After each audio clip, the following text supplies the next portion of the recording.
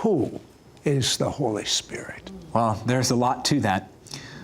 But I like to say that the Holy Spirit is Jesus without boundaries and limitations. The Holy Spirit is Jesus on the cloud, as you would put it in technical terms like technology. The Holy Spirit is the one who gives us boldness to evangelize. Think about what he did with Peter in Acts chapter 2. The same man who denied Jesus now boldly proclaiming the gospel. And for every time he denied Jesus, 1,000 people came to the Lord. Think about the Holy Spirit and how he stirs faith within the soul, causing us to believe for the miraculous in ways that we would not have otherwise believed. The Holy Spirit is the one who helps us to pray, because no man or woman, no matter how anointed they are, knows the way into the presence of God. Only the Holy Spirit knows the way into the presence.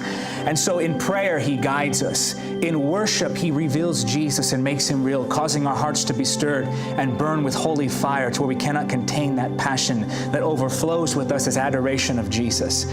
The Holy Spirit is the one who helps us to walk in holiness. So for those who are bound and weighed down by the shame and the sickness that is sin, the Holy Spirit offers freedom. He is the Holiness Spirit, the one who breaks the power and the chains that, even those habits that people have had for years, he breaks those addictions, he breaks those bondages. The Holy Spirit is the one who delivers the captives from demonic oppression. The Holy Spirit is the one who moves in us and gives us revelation of the Word. Sometimes when we read the Word, we're saying, I just want to see Jesus. He causes the information of the Word to go from just information to revelation, and revelation brings transformation. The Holy Spirit is the one who goes with us and gives us the words to speak when we don't know what we should say. In those moments where we're saying, Holy Spirit, help me. I don't know how to win this one to the Lord. I don't know how to speak. The Holy Spirit will stir within you words that come straight from the Father. The Holy Spirit is the one who opens the heart of the sinner, causing them to go from stubborn, stone-hearted individuals to people who bow before Jesus as Lord.